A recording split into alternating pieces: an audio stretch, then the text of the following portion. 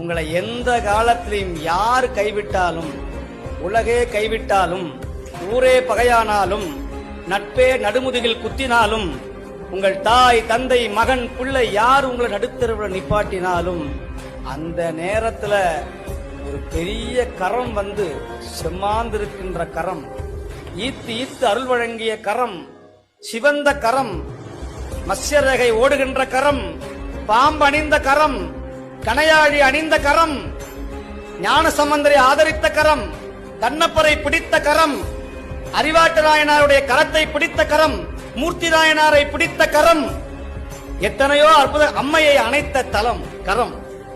எந்த கரம்? சிவபெருமானுடைய திருக்கரம். அந்த திருக்கரம் உங்களை என்னைக்கும் கைவிடாது, விடாது, கைவிட மாட்டான் கனகசவேசன்.